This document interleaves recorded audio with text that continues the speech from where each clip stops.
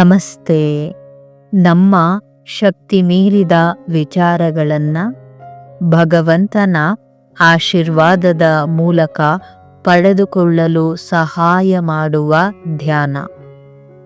ನೀವು ನೇರವಾಗಿ ಕುಳಿತು ಅಗತ್ಯವಿರುವ ಮುದ್ರೆಯಲ್ಲಿ ಈ ಧ್ಯಾನವನ್ನು ಅಭ್ಯಾಸಿಸಬಹುದು.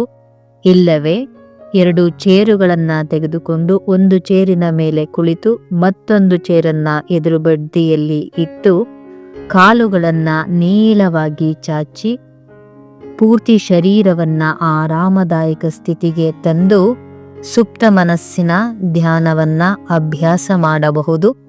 ಆಯ್ಕೆ ನಿಮಗೆ ಬಿಟ್ಟ ವಿಚಾರ. ಕಣ್ಣುಗಳನ್ನು ಮುಚ್ಚಿ ಗಮನವನ್ನು ನಾನು ಹೇಳುವ ಅಂಗಾಂಗಗಳ ಕಡೆ ತರಬೇಕು. ನಾವು ನಮ್ಮ ಮನಸ್ಸನ್ನು ಅಷ್ಟು ಸುಲಭವಾಗಿ ನಮ್ಮ ಹಿಡಿತಕ್ಕೆ ತೆಗೆದುಕೊಳ್ಳೋದು ಸಾಧ್ಯವಿಲ್ಲ. ಆದರೆ ಯಾವಾಗ ಶರೀರದ ಕಡೆ ಗಮನವರಿಸಲು ಶುರು ಮಾಡುವಿರೋ ಆಗ ತನಗೆ ತಾನೇ ಮನಸ್ಸು ನಿಮ್ಮ ನಿಯಂತ್ರಣಕ್ಕೆ ಬರಲಿದೆ. ಈಗ ಗಮನವು ಬಲಗಾಲಿನ ಹೆಬ್ಬೆರಳ ಮೇಲೆ ಬರಲಿ. ಹಾಗೇ ಗಮನವನ್ನ ಉಳಿದ ಬೆರಳುಗಳ ಕಡೆ ಮುಂದುವರಿಸಿ.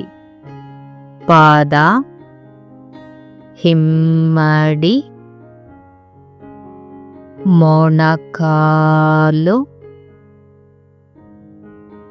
ಕಾಲಿನ ಕಂಬ ಹಾಗೂ ಮೀನಿನ ಖಂಡ, ಮಂಡಿಯ ಭಾಗ,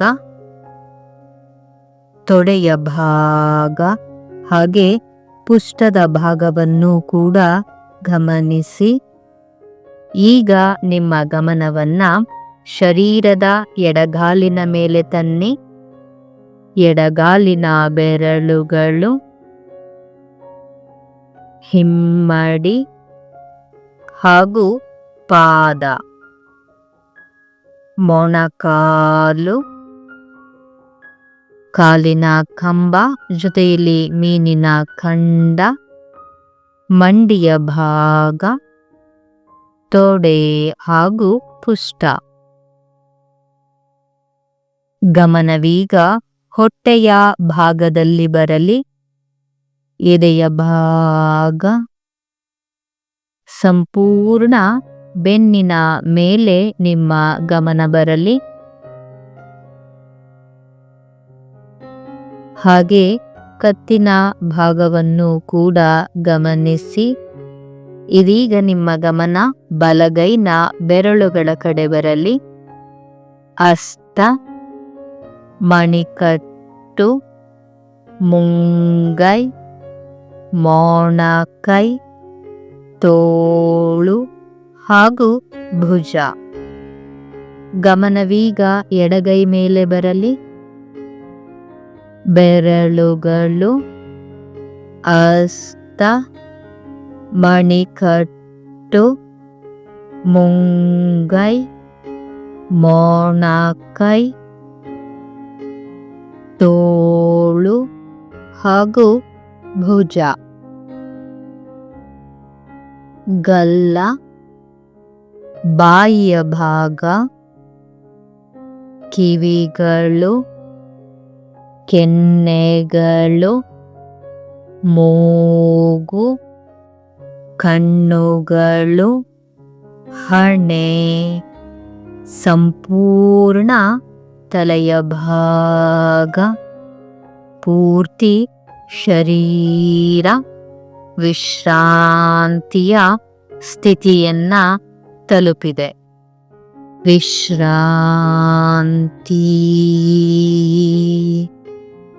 ವಿಶ್ರಾಂತಿ, ವಿಶ್ರಾಂತಿ.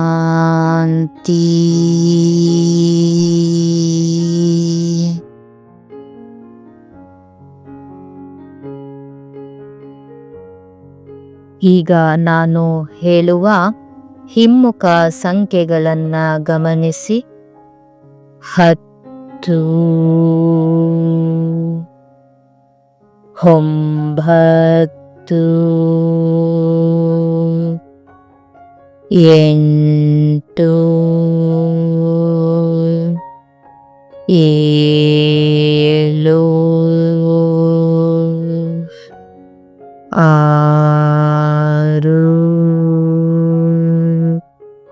5,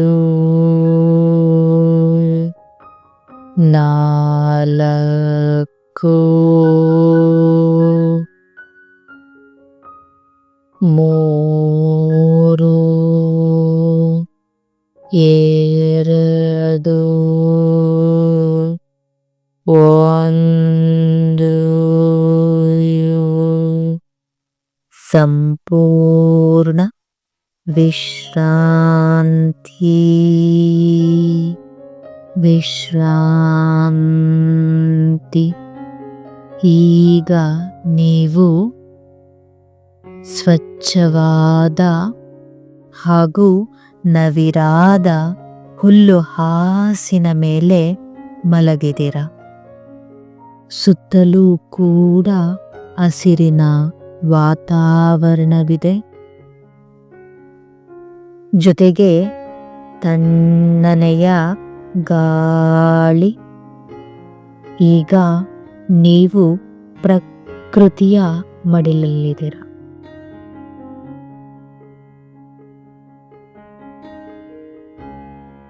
ಹೊರಗಿನ ಶಬ್ದಗಳು, ನಿಮ್ಮ ಮನಸ್ಸಿನ ಆಲೋಚನೆಗಳು ಎಲ್ಲವೂ ನೀವು ಮತ್ತಷ್ಟು ಆಳವಾದ ದೀರ್ಘವಾದ ವಿಶ್ರಾಂತಿಯ ಸ್ಥಿತಿಯನ್ನ ತಲುಪಲು ಸಹಾಯ ಮಾಡ್ತಾ ಇದೆ. ನಾನು ಹೇಳುವುದಷ್ಟೇ ನಿಮಗೆ ಮುಖ್ಯವಾಗಿದೆ. ಸರಿಯಾಗಿ ನಿಮ್ಮ ಮನಸ್ಸು ಅರ್ಥೈಸಿಕೊಂಡು ನಿಮ್ಮ ಬದುಕಲ್ಲಿ ಆ ವಿಚಾರಗಳು ನೆಲೆಗೊಳ್ಳಲು ಅವಕಾಶ ನೀಡಲಿದೆ. ನಿಮ್ಮ ಆಲೋಚನೆಗಳು ಅಷ್ಟೇ ಸತ್ಯ ಅಲ್ಲ. ಆಲೋಚನೆಗಳು ಕೊನೆಯೂ ಕೂಡ ಅಲ್ಲ. ಅವು ಕೇವಲ ಆಲೋಚನೆಗಳು ಅಷ್ಟೇ. ಅದಕ್ಕೂ ಮೀರಿದ ಸತ್ಯ ಏನು ತಿಳಿಯೋಣ ಬನ್ನಿ. ನಿಮ್ಮನ್ನ ನೀವು ಕಾಪಾಡಿಕೊಳ್ಳುವ ದಾರಿಯಲ್ಲಿ ಒಂಟಿಯಂತೂ ಅಲ್ಲವೇ ಅಲ್ಲ. ಪ್ರತಿ ಕಣ ಕಣದಲ್ಲೂ ನೆಲೆಸಿರುವ ಆ ಜಗನ್ಮಾತೆ ನಿಮ್ಮ ಜೊತೆಯಲ್ಲಿಯೇ ಇದ್ದಾಳೆ. ಭೂಮಿಯ ಕಣಕಣದಲ್ಲಿ ಬೆಂಕಿಯಾಗಿ, ಗಾಳಿಯಾಗಿ, ನೀರಾಗಿ, ಆಕಾಶವಾಗಿ, ಅಷ್ಟೇ ಯಾಕೆ ನಿಮ್ಮೊಳಗೂ ಕೂಡ ತಾಯಿ ನೆಲೆಸಿದಾಳೆ. ಹಾಗಿದ್ದ ಮೇಲೆ ನೀವು ಒಂಟಿ ಹೇಗಾಗುವಿರಿ ಹೇಳಿ? ನೀವು ನಿಮ್ಮ ಮನಸ್ಸನ್ನ ಆಲೋಚನೆಗಳ ಕಡೆ ಗಮನ ನೀಡೋದರ ಬದಲಿಗೆ ತಾಯಿಯ ಇರುವಿಕೆಯ ಕಡೆ ತರಬೇಕು ಅಷ್ಟೇ.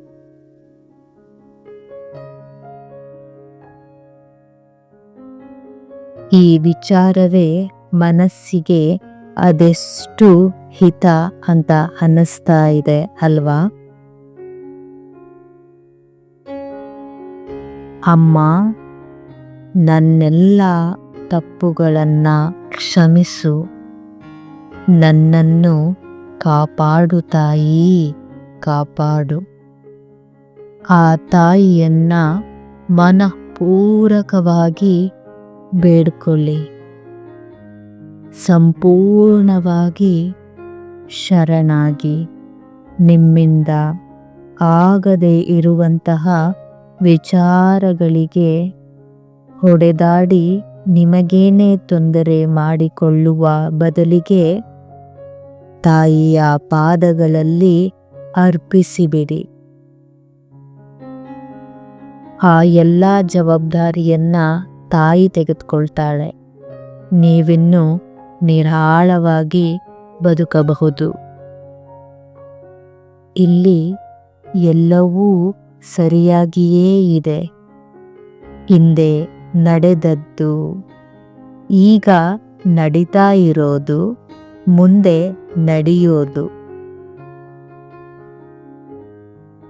ನಿಮಗೆ ಯಾವುದು ಸರಿಯಿಲ್ಲ ಅಂತ ಅನ್ನಿಸ್ತಾ ಇದೆ, ಅದು ಕೂಡ ಸರಿಯಾಗಿಯೇ ಇದೆ. ವಾಸ್ತವದಲ್ಲಿ ಎಲ್ಲವನ್ನೂ ಕೂಡ ನಡೆಸ್ತಾ ಇರೋಳು ಆ ತಾಯಿ. ಆದರೆ ಅದರ ಅರಿವು ನಮಗಿಲ್ಲ. ಕೇವಲ ನಮ್ಮ ದೃಷ್ಟಿಕೋನದಲ್ಲಷ್ಟೇನೆ ಸರಿ ತಪ್ಪನ್ನ ಲೆಕ್ಕ ಹಾಕ್ತಾ ಇರೋದ್ರಿಂದಾಗಿ ನಮ್ಮ ಮಟ್ಟಿಗೆ ಸರಿ ಇಲ್ಲ ಅಂತ ಅನ್ನಿಸ್ತಾ ಇದೆ.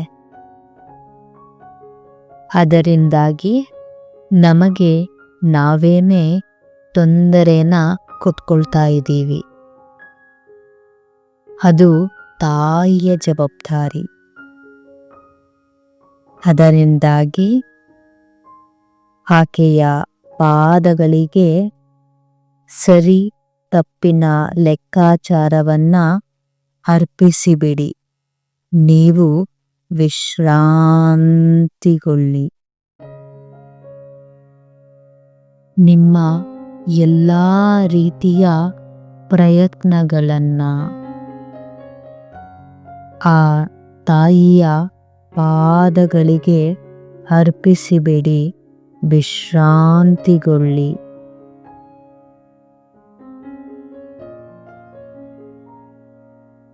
ಇಲ್ಲಿನ ಒಳಿತು ಕೆಡುಕುಗಳ ಬಗ್ಗೆ ನಿಮಗೆ ಚಿಂತೆ ಬೇಡ, ಭಯವೂ ಬೇಡ.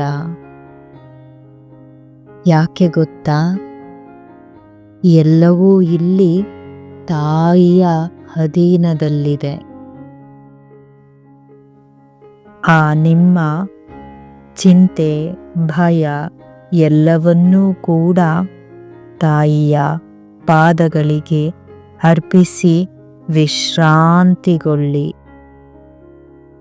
ನಿಮ್ಮ ಶರೀರ, ಮನಸ್ಸು ಕೂಡ ತಾಯಿಗೆ ಸೇರಿದ್ದು. ಶರೀರದ ಅನಾರೋಗ್ಯ, ನೋವು, ಬಾಧೆ ಎಲ್ಲವನ್ನೂ ತಾಯಿಗೆ ಅರ್ಪಿಸಿ ನೆಮ್ಮದಿಯಾಗಿ ಉಸಿರಾಡಿ. ಮನಸ್ಸಿನಲ್ಲಿ ಹುಟ್ಟುವ ಪ್ರತಿಯೊಂದು ಆಲೋಚನೆಗಳು, ಅದು ಒಳಿತಿರಲಿ ಅಥವಾ ಕೆಡುಕಿರಲಿ, ಪ್ರೀತಿಯೋ ದ್ವೇಷವೋ, ತಾಳ್ಮೆಯೋ ಭಯವೋ, ಕೋಪ ಆತಂಕ, ಅದು ಯಾವುದೇ ಆಗಿರಲಿ, ಎಲ್ಲವನ್ನೂ ಕೂಡ ಒಂದು ಗಳಿಗೆ ತಾಯಿಯ ಪಾದಗಳಿಗೆ ಅರ್ಪಿಸಿಬಿಡಿ. ನಿಮ್ಮ ಮನಸ್ಸಿನಲ್ಲಿ ಆಲೋಚನೆಗಳು ಖಾಲಿ ಆದರೆ ತಾನೇ ನೀವು ತಾಯಿ ಮನಸ್ಸಿನ ಒಳಗೆ ಬರಲು ಅವಕಾಶ ನೀಡಲು ಸಾಧ್ಯ. ಅದರಿಂದಾಗಿ ಮನಸ್ಸಿನ ಎಲ್ಲ ರೀತಿಯ ಆಲೋಚನೆಗಳನ್ನ ಆಕೆಯ ಪಾದಗಳಿಗೆ ಅರ್ಪಿಸಿ ನಿಮ್ಮ ಮನಸ್ಸನ್ನ ಸಂಪೂರ್ಣ ಖಾಲಿ ಮಾಡಿ.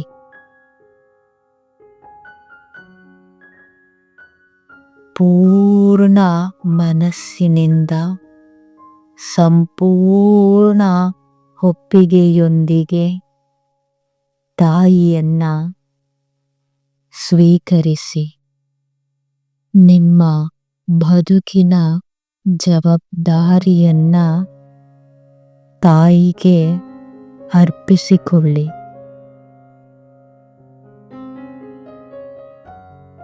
ಗಮನ ನಿಮ್ಮ ಹೃದಯ ಭಾಗದಲ್ಲಿ ಬರಲಿ.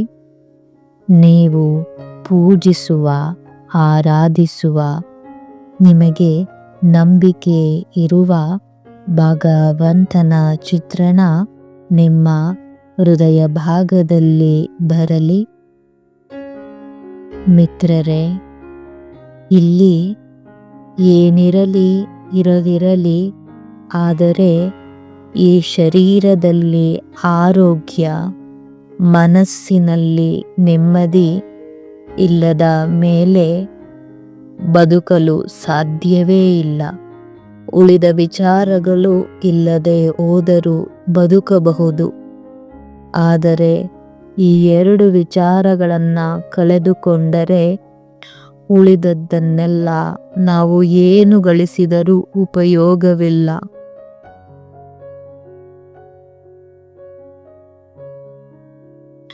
ಎಲ್ಲ ವಿಚಾರಗಳಿಗೂ ನೀವು ಒಡೆದಾಡ್ತಾ ಹೋದರೆ ಈ ಎರಡು ವಿಚಾರಗಳನ್ನ ನೀವು ಉಳಿಸ್ಕೊಳ್ಳೋದು ಕೂಡ ಸಾಧ್ಯವಿಲ್ಲ. ನಿಮ್ಮ ಶಕ್ತಿ ಮೀರಿ ಪ್ರಯತ್ನಿಸಬೇಡಿ. ಆ ತಾಯಿಗೆ ಆ ವಿಚಾರಗಳನ್ನ ಅರ್ಪಿಸಿ ನೀವು ನಿಮ್ಮ ಒಳ್ಳೆಯ ಜೀವನದ ಕಡೆ ಗಮನ ನೀಡಿ. ಆ ಭಗವಂತನನ್ನ ನಿಮ್ಮ ಹೃದಯ ಭಾಗದಲ್ಲಿ ನೋಡಿ.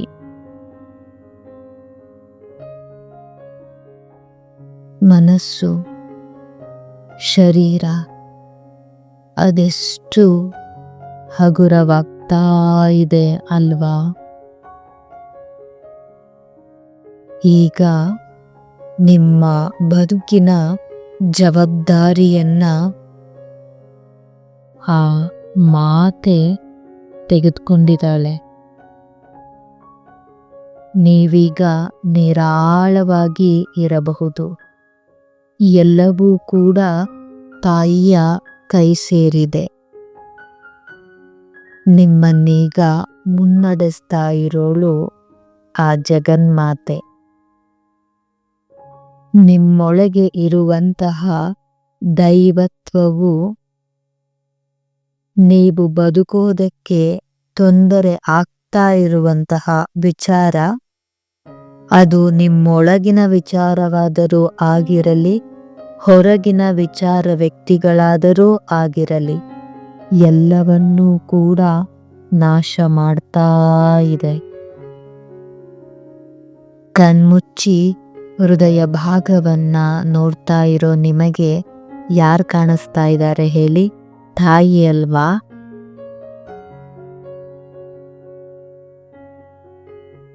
ನಮ್ಮ ಅಜ್ಞಾನವನ್ನ ತೊಲಗಿಸ್ತಾ ಇದ್ದಾಳೆ.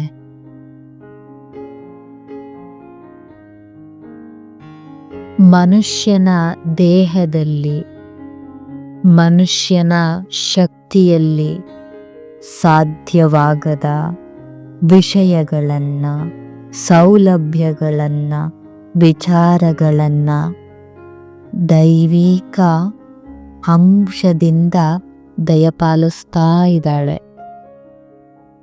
ನಮ್ಮೆಲ್ಲ ಆಸೆಗಳನ್ನ ಪೂರ್ಣಗೊಳಿಸ್ತಾ ಇದ್ದಾಳೆ. ನಮ್ಮ ಪಾಪ ಕರ್ಮಗಳನ್ನ ನಾಶಗೊಳಿಸ್ತಾ ಇದ್ದಾಳೆ. ದೇವರು, ಧ್ಯಾನ, ಯೋಗ ಈ ಸಾಧನೆಗಳ ಬಗ್ಗೆ ನಮಗೆ ತಿಳಿಸ್ತಾ ಇದ್ದಾಳೆ. ಇದರ ಮೂಲಕ ಅನಂತತೆಯ ಭಾವವನ್ನೂ ಕೂಡ ಆಕೆಯೇ ಸೃಷ್ಟಿಸ್ತಾ ಇದ್ದಾಳೆ.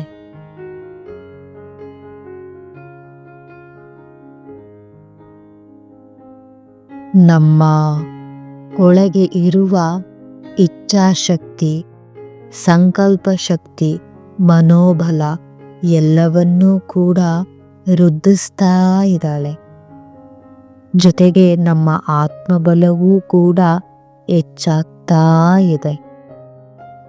ಈ ಜೀವನವನ್ನ ಸಂಭ್ರಮಿಸೋದನ್ನ ಆಕೆ ನಮಗೆ ಹೇಳ್ಕೊಡ್ತಾ ಇದ್ದಾಳೆ.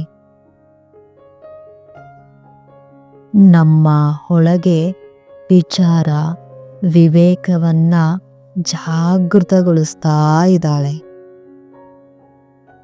ನಮ್ಮಲ್ಲಿರುವ ನಕಾರಾತ್ಮಕ ಅಂಶಗಳನ್ನ ಧ್ವಂಸ ಮಾಡಿ ನಮಗೆ ರಕ್ಷಣೆಯನ್ನ ನೀಡ್ತಾ ಇದ್ದಾಳೆ. ನಾವಿಲ್ಲಿ ಈ ಶರೀರದ ಒಳಗೆ ಕೇವಲ ಪಾತ್ರಧಾರಿಗಳಷ್ಟೇ. ನಾನೆಂದರೆ ಕೇವಲ ಈ ಹೆಸರಲ್ಲ. ನನ್ನನ್ನ ನಾನು ಹೇಗೆ ಗುರುತಿಸ್ಕೊಂಡಿದ್ದೀನಿ, ಜೊತೆಗೆ ಸಮಾಜ ಹೇಗೆ ಗುರುತಿಸ್ತಾ ಇದೆ, ಅದಷ್ಟೇ ನಾನಲ್ಲ. ಮತ್ತೆ ಅದಷ್ಟೇ ನಾನಾಗಿ ಯಾವಾಗಲೂ ಬದುಕಬೇಕಾದ ಅಗತ್ಯವೂ ಇಲ್ಲ. ಅದರೊಳಗಡೆ ನರಳಬೇಕಾದ ಅಗತ್ಯತೆ ಏನೂ ಇಲ್ಲ. ಆ ಪಾತ್ರಗಳಲ್ಲಿ ಇದ್ದರೂ ಕೂಡ ಇಲ್ಲದೆ ಇರೋದನ್ನ ನಮಗೀಗ ಕಲಿಸ್ತಾ ಇದ್ದಾಳೆ. ಜೊತೆಗೆ ನಿಜವಾಗ್ಲೂ ಬದುಕಬೇಕಾಗಿರೋದು ಪ್ರೀತಿಯಿಂದ, ಸ್ನೇಹದಿಂದ, ಕರುಣೆಯಿಂದ, ಮಾನವೀಯತೆಯಿಂದ. ಸಾಧನೆ, ಯಶಸ್ಸು, ಗಳಿಕೆ ಎಲ್ಲವೂ ಕೂಡ ಎಲ್ಲರ ಜೀವನದಲ್ಲೂ ಇರಬೇಕು. ನಾವು ಉತ್ತಮವಾಗಿದ್ದು ಇತರರಿಗೆ ಒಳಿತನ್ನ ಮಾಡುವ ಮನಸ್ಸು ನಮ್ಮದಾಗಬೇಕು. ಈಗ ಅಂತಹ ಮೂರ್ತಿಯಾಗಿ ನಮ್ಮನ್ನ ತಾಯಿ ಸೃಷ್ಟಿಸ್ತಾ ಇದ್ದಾಳೆ. ನಿಮ್ಮ ಗಮನ ಹೃದಯ ಭಾಗದಲ್ಲೇ ಇರಲಿ.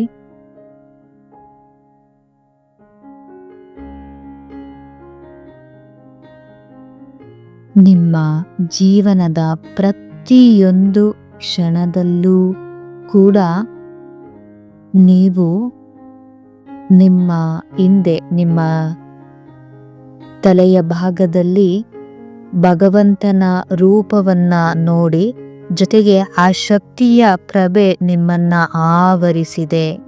ಅದು ಯಾವುದಾದರೂ ಸಂದರ್ಭ ಬರಲಿ, ಯಾರೇ ವ್ಯಕ್ತಿಯಾಗಿರಲಿ, ಆ ಕ್ಷಣ ನಿಮ್ಮ ಜೊತೆಯಲ್ಲಿ ಈ ಶಕ್ತಿ ಪ್ರಕಟವಾಗಬೇಕು. ಅದರ ಮೂಲಕ ನೀವು ಯಾವ ರೀತಿಯಾಗಿಯೂ ಕೂಡ ನಿಮಗೆ ಅಥವಾ ಇತರರಿಗೆ ತೊಂದರೆಯನ್ನ ಖಂಡಿತ ನೀಡಲ್ಲ. ನಿಮಗೆ ಇಷ್ಟ ಬಂದ ಹಾಗೆ ಆಲೋಚಿಸಿ ನಿಮ್ಮ ಬದುಕನ್ನ ಹಾಳು ಮಾಡಿಕೊಳ್ಳೋದು ಬೇಡ. ನಮಗೆ ಏನು ಅನಿಸುತ್ತದೆಯೋ ಅದಷ್ಟೇ ಜೀವನ ಅಲ್ಲ. ಜೀವನ ಅಷ್ಟು ಸೀಮಿತವಾಗಿಯೂ ಇಲ್ಲ. ನೀವು ಮಿತಿಯನ್ನ ಹಾಕಿಕೊಂಡು, ಜೊತೆಗೆ ನಿಮಗೆ ನೀವೇನೆ ತೊಂದರೆಯನ್ನ ಸೃಷ್ಟಿ ಮಾಡಿಕೊಳ್ಳೋ ಅಗತ್ಯತೆ ಇಲ್ಲ. ನಮ್ಮಿಂದ ಆಗ್ತಾ ಇಲ್ಲ ಅಂತ ಹೇಳಿದ ಮೇಲೆ ಸಹಾಯ ಮಾಡಬಲ್ಲ ಶಕ್ತಿಯಿಂದ ನಾವು ಖಂಡಿತ ಒಳ್ಳೆ ರೀತಿಯಲ್ಲಿ ಬದುಕಬಹುದು.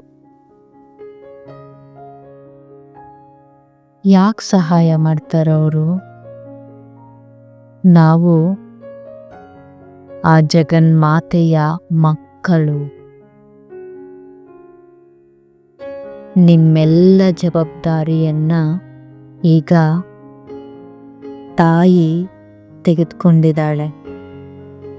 ನಿಮ್ಮ ಆತ್ಮ, ಶರೀರ, ಮನಸ್ಸನ್ನ ಶಕ್ತಿಯುತಗೊಳಿಸಿದ್ದಾಳೆ. ಆಕೆ ಈಗ ಪ್ರತಿ ಕ್ಷಣ ನಿಮ್ಮ ಜೊತೆಯಲ್ಲಿದ್ದಾಳೆ. ಆಕೆಯ ಇರುವಿಕೆಯನ್ನ ನೀವು ಪ್ರತಿ ಕ್ಷಣವೂ ಕೂಡ ಅನುಭವಿಸಬಹುದು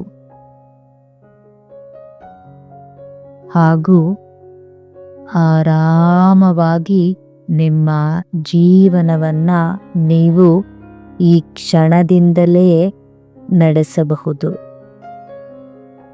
ಎಲ್ಲವೂ ಕೂಡ ನಿಮಗಾಗಿ, ನಿಮ್ಮ ಒಳಿತಿಗಾಗಿ. ಈ ಅದ್ಭುತ ಕ್ಷಣವನ್ನ ಒಂದಷ್ಟು ಸಮಯ ಅನುಭವಿಸಿ.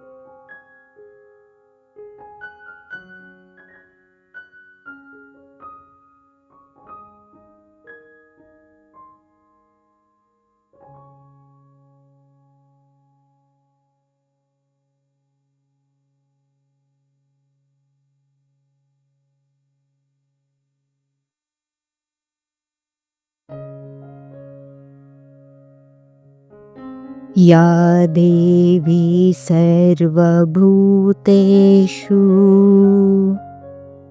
ಮಾತೃರೂಪೇಣ ಸಂಸ್ಥಿತಾ ನಮಸ್ತಸ್ಯೈ ನಮಸ್ತಸ್ಯೈ ನಮಸ್ತಸ್ಯೈ ನಮೋ ನಮಃ. ಈಗ ಸಂಪೂರ್ಣವಾಗಿ ಎಚ್ಚರಿಕೆಯ ಸ್ಥಿತಿಗೆ ಬನ್ನಿ. ನಿಧಾನವಾಗಿ ಕಾಲ್ಬೆರಳುಗಳನ್ನು ಅಲುಗಾಡಿಸಿ, ಕೈ ಬೆರಳುಗಳನ್ನು ಅಲುಗಾಡಿಸಿ, ತಲೆಯನ್ನು ಎಡದಿಂದ ಬಲಕ್ಕೆ ಹೊರಳಿಸಿ. ಇದೀಗ ನೀವು ಸಂಪೂರ್ಣ ಎಚ್ಚರಿಕೆಯ ಸ್ಥಿತಿಯಲ್ಲಿದ್ದೀರ. ಎರಡು ಕೈಗಳನ್ನು ಬಿಸಿಯಾಗುವ ಹಾಗೆ ಉಜ್ಜಿ ಆ ಶಾಖವನ್ನು ನಿಮ್ಮ ಮುಖಗಳಿಗೆ ನೀಡಿ.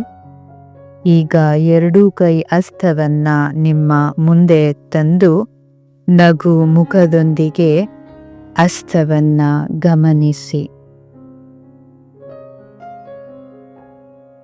ಪ್ರತಿ ಕ್ಷಣವೂ ಕೂಡ ಭಗವಂತನ ಇರುವಿಕೆಯನ್ನು ಅನುಭವಿಸಿ. ವಾಸ್ತವದಲ್ಲಿ ಅದು ಸತ್ಯ. ಆ ದೇವರು ನಿಮ್ಮೊಟ್ಟಿಗೆ ಪ್ರಪಂಚದ ಕಣ ಕಣದಲ್ಲೂ ಇರೋದಂತೂ ಸತ್ಯ. ನೀವು ಅದರ ಇರುವಿಕೆಯನ್ನು ಗ್ರಹಿಸಬೇಕು ಅಷ್ಟೇನೆ.